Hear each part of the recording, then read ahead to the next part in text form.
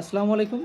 VP নুরের উপরে যে অতর্কিত যে হামলাটা হলো বা ভিপি নুরের উপরে রাষ্ট্রপক্ষ যে হামলাটা করলো, এটা কখনোই কাম্য নয়। এটা খুবই ঘৃণিত এবং নিন্দিত একটা কাজ হয়েছে।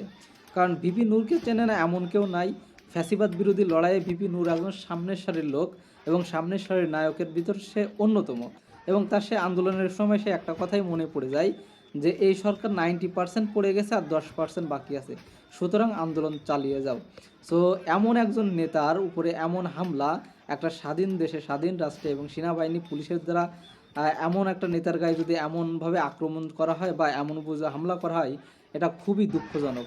সো ভিপি নুরের উপরে হামলাটা আমি মনে করি যে সামনের মানুষদের বা যারা 24-এ আন্দোলন করছে যেসব নেতাকর্মী বা যেসব বিশেষ করে এনসিপির নেতারা বা যারা এই ফ্যাসিবাদ আন্দোলনে লড়াইতে ছিল সামনের সারিতে বা পিছনের সারিতে বা মুখ্যম যারা ভূমিকা পালন করছে, সবার জন্য একটা খুবই সিক্রেট বা একটা হিডেন বা প্রকাশ্য যেটাই আপনি বলেন একটা বড় বার্তা বা বড় মেসেজ দিচ্ছে যে এখনও যদি আপনারা এক না হন বা এখনও যদি ফ্যাসিবাদ বিরোধী আন্দোলন বা ফ্যাসিবাদকে যদি পুরাপুরিভাবে নির্মূল না করতে পারেন বা এই ভারতে হিজিমনি যদি আপনি বাংলাদেশটিকে পুরাপুরিভাবে নির্মূল না করতে পারেন, তাহলে কিন্তু সামনের দিনগুলা আপনাদের জন্য খুবই খারাপ এবং খুবই কষ্টদায়ক একটা দিন আসবে এবং বাংলাদেশ কিন্তু আবারই ভিপি নুরের মতো রক্তাক্ত হবে।